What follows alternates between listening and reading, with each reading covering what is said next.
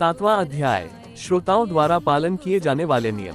सूत जी बोले, शौनक, शिव पुराण सुनने का व्रत लेने वाले पुरुषों के लिए जो नियम है उन्हें भक्ति पूर्वक सुनो। शिव पुराण की पुण्यमयी कथा नियम पूर्वक सुनने से बिना किसी विघ्न बाधा के उत्तम फल की प्राप्ति होती है। दीक्षा रहित मनुष्य को कथा सुनने का अधिकार नहीं है, अतः पहले वक्ता से दीक्षा ग्रहण करनी चाहिए। नियम पूर्वक कथा सुनने वाले मनुष्य को ब्रह्मचर्य का अच्छी तरह से पालन करना चाहिए। उसे भूमि पर सोना चाहिए, पत्तल में खाना चाहिए तथा कथा समाप्त होने पर ही अन्न ग्रहण करना चाहिए। समर्थ मनुष्य को शुद्ध भाव से शिव पुराण की कथा की समाप्ति तक उपवास रखना चाहिए और एक ही बार भोजन करना चाहिए।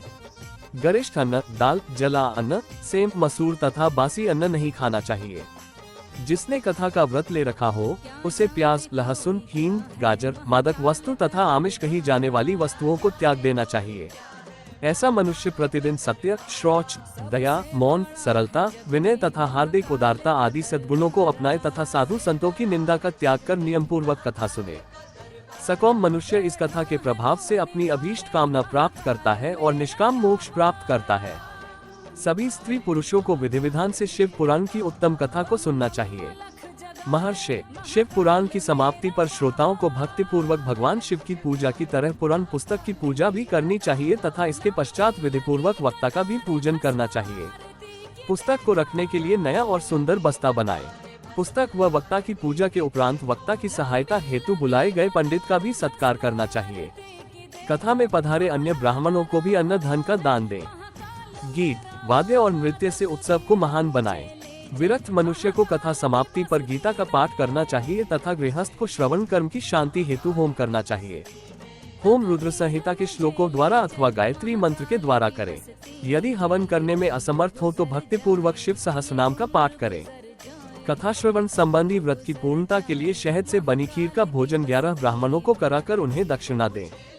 समृद्ध मनुष्य 3 तोले सोने का एक सुंदर सिंहासन बनाए और उसके ऊपर लिखी अथवा लिखाई हुई शिव पुराण की लिखी पोथी विधि पूर्वक स्थापित करे तथा पूजा करके दक्षिणा चढ़ाए। फिर आचार्य का वस्त्र, आभूषण एवं गंध से पूजन करके दक्षिणा सहित वो पुस्तक उन्हें भेंट कर दे। शौनक, इस पुराण के दान के प्रभाव से भगवान शिव का अनुग्रह पाकर मनुष्य भवबंधन से मुक्त हो जाता है। शिव पुराण को विधि पूर्वक संपन्न करने पर यह संपूर्ण फल देता है तथा भोग और मोक्ष प्रदान करता है। मुने, शिव पुराण का सारा महात्म्य जो संपूर्ण फल देने वाला है मैंने तुम्हें सुना दिया है। अब आप और क्या सुनना चाहते हो? श्रीमान शिव पुराण सभी पुराणों के माथे का तिलक है।